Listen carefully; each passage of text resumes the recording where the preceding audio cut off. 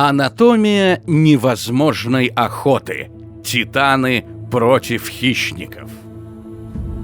Поздний юрский период. Более 150 миллионов лет назад.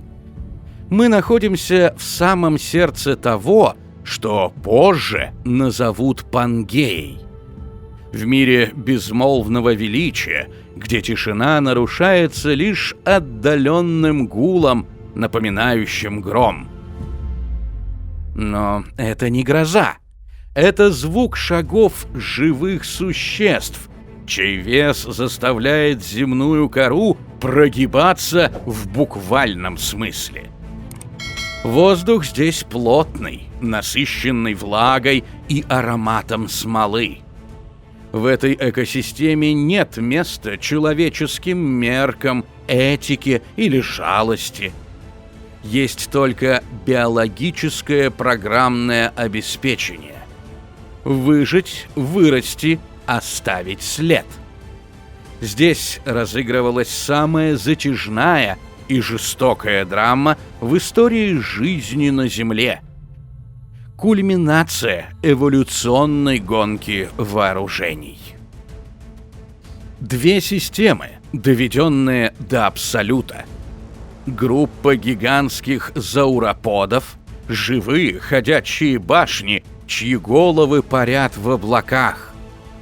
И хищные тероподы, тени в движении, превратившие убийство в высокую тактическую форму искусства.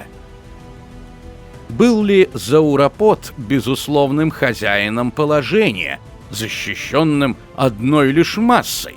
Или же хищники были тем самым противником, который раз за разом заставлял гигантов отступать, оставляя на их телах глубокие шрамы?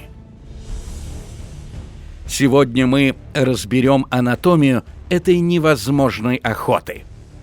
Мы измерим давление в мышцах и рассчитаем вектор каждого удара, опираясь на данные компьютерного моделирования и уникальные находки.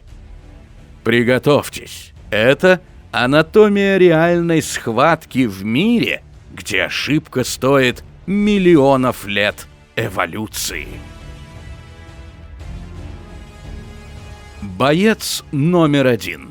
Зауроподы. Биологическая крепость. Посмотрите на этот абсолютный триумф гигантизма. Зауроподы — это венец развития травоядных ящеров и предел возможностей биологической материи. Масса взрослой особи могла достигать колоссальных 50-80 тонн. Чтобы осознать этот масштаб, представьте, что вес целой эскадрильи современных танков сосредоточен в одном живом теле.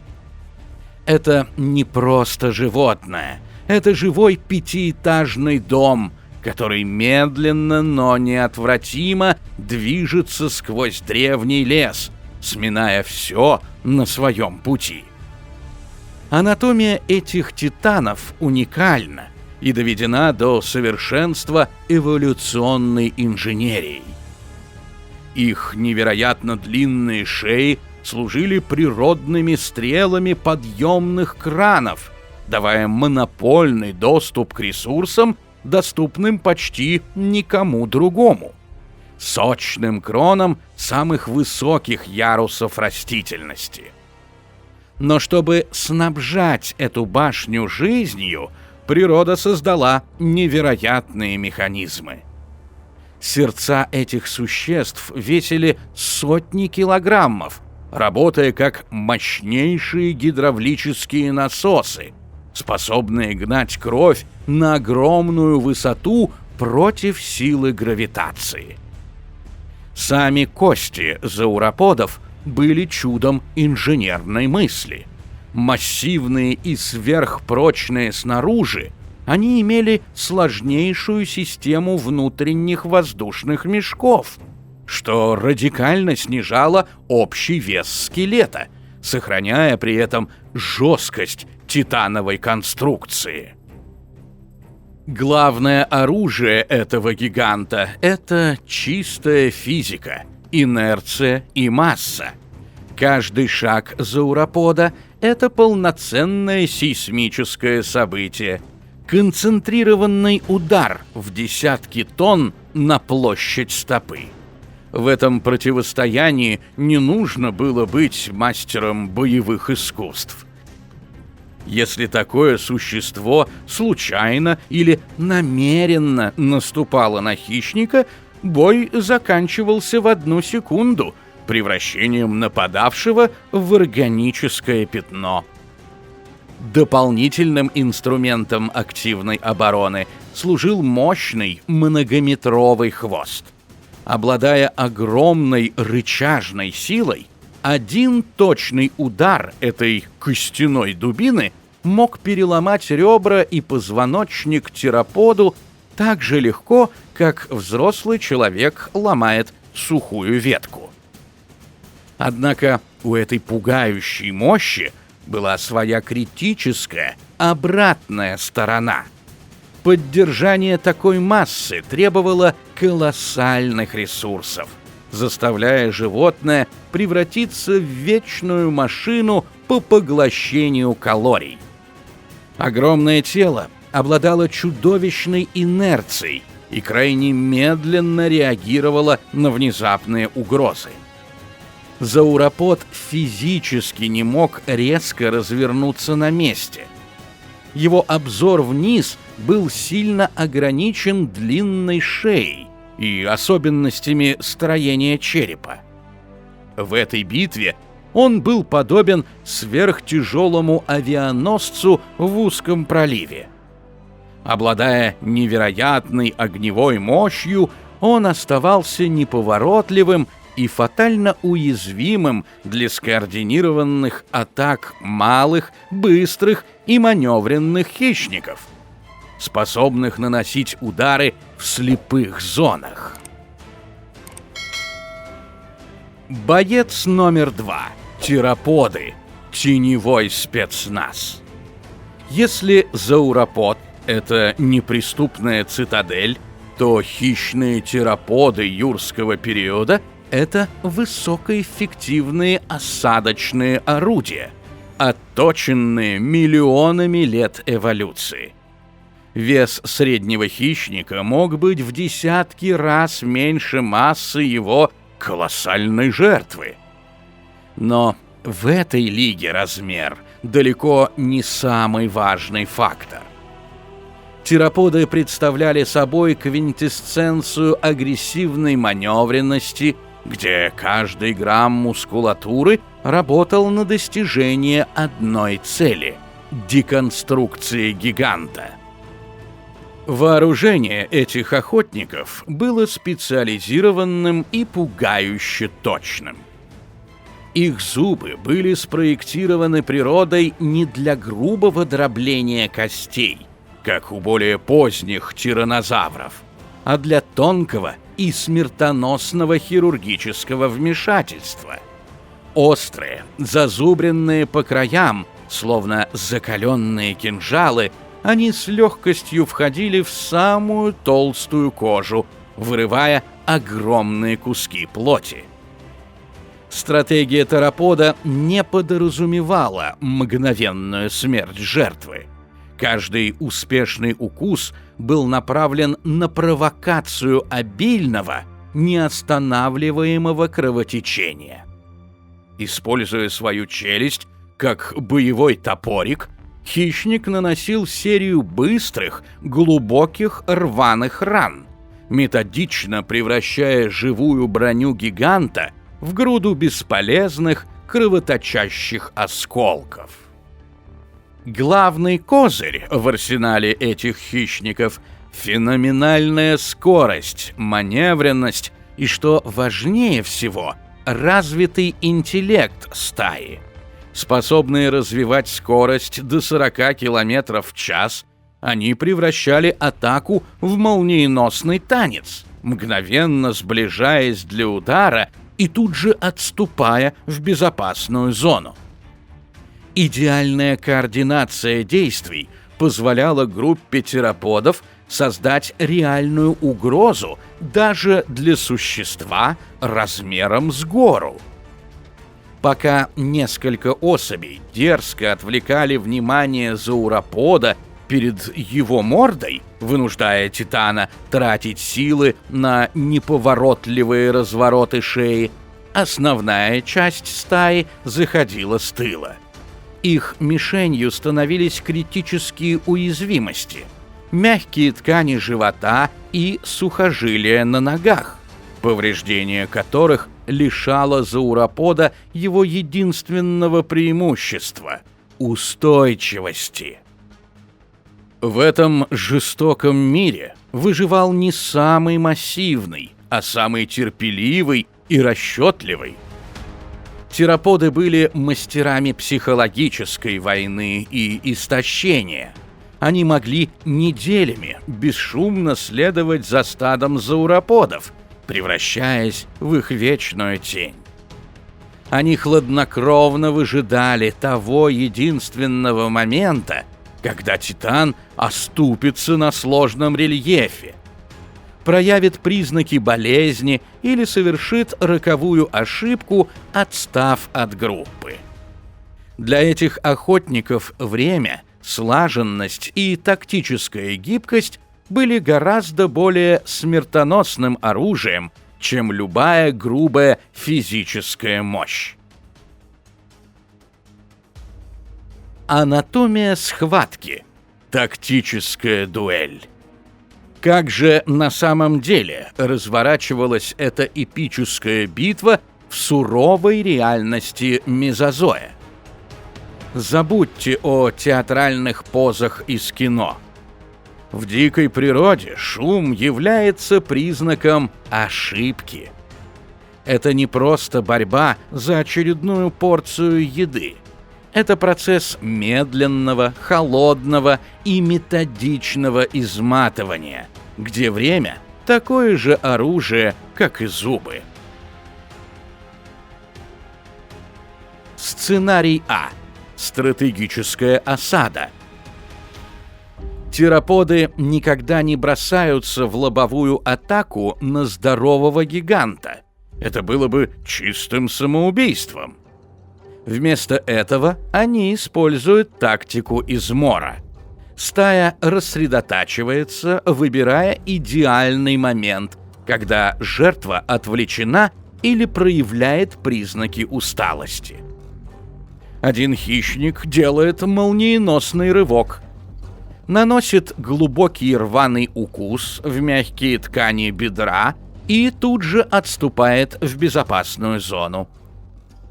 Пока зауропод медленно и неповоротливо разворачивает свою многотонную массу, чтобы ответить, второй охотник атакует с противоположной стороны.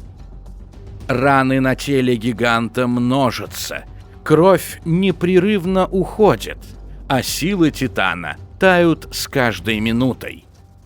Это не яркий поединок, а затяжное стратегическое убийство, где хищники планомерно разбирают живую крепость на части.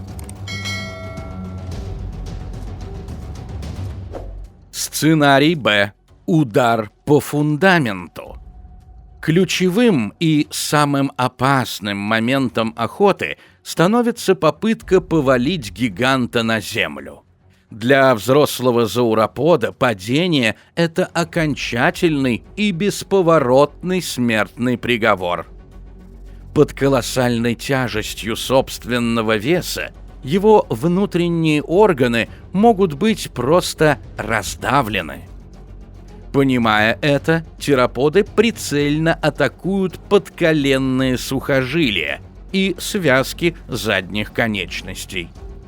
Если им удается перерезать критически важные узлы хотя бы на одной ноге, многотонная живая конструкция мгновенно теряет устойчивость.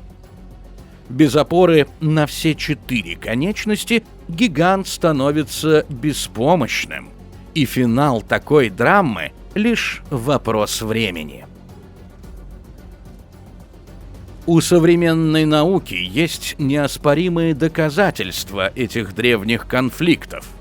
Палеонтологи регулярно находят кости зауроподов с характерными бороздами от зубов крупных тероподов. Однако важно отметить, что следы заживших ран на этих костях встречаются не менее часто. Это красноречивое свидетельство того, что гиганты регулярно и успешно отбивались от нападавших. Современные биомеханические расчеты и компьютерные модели подтверждают, здоровый взрослый зауропод представлял собой невероятно сложную цель даже для опытной стаи. Цена малейшей ошибки для хищника была запредельной. Один случайный удар мощной ноги или хвоста превращал элитного охотника в бесформенное месиво за долю секунды. Это была война на истощение, в которой право на жизнь подтверждалось в каждом эпизоде этой великой тактической дуэли. Итог. Наследие титанов. Это непримиримое противостояние длилось десятки миллионов лет, превратившись в самый масштабный и классический пример гонки эволюционных вооружений в истории нашей планеты. Гигантизм зауроподов не был случайной прихотью природы. Это был вынужденный и единственно возможный ответ на нарастающее давление со стороны совершенствующихся хищников. Чтобы выжить, травоядные должны были стать недосягаемыми по массе. В свою очередь, развитие сложного группового поведения, острейших зубов лезвий и тактического интеллекта у тероподов стало симметричным ответом на появление этих неприступных живых гор. Они были идеальными и неразлучными партнерами в этом бесконечном и жестоком танце смерти. Каждый вид становился совершеннее, сильнее и хитрее именно потому, что его противник становился все более опасным с каждым новым поколением. Зауроподы доминировали на планете в течение невероятно долгого срока, доказывая всему миру, что их стратегия живой крепости была не просто успешной, а практически абсолютной в определенных условиях. Но голодные тени в густых лесах никогда не давали им расслабиться ни на секунду, выступая в роли безжалостных селекционеров, которые заставляли колесо эволюции вращаться все быстрее, продвигая биологию к новым вершинам сложности. Сегодня зауропод по праву остается для нас вечным символом непоколебимой мощи и природного величия, в то время как тероподы навсегда закрепили за собой статус символа изощренной хитрости, координации и неумолимого давления естественного отбора. В этой грандиозной битве титанов не было и не могло быть окончательно проигравших.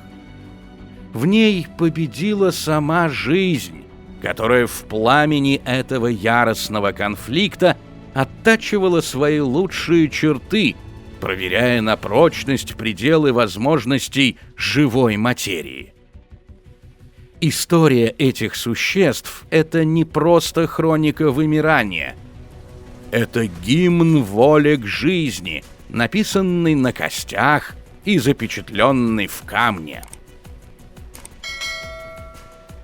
А как думаете вы, могла ли выверенная тактика и слаженность хищников реально победить сокрушительную грубую силу живой горы в долгосрочной исторической перспективе? Была ли Эта победа лишь вопросом времени, или зауроподы достигли идеального баланса защиты?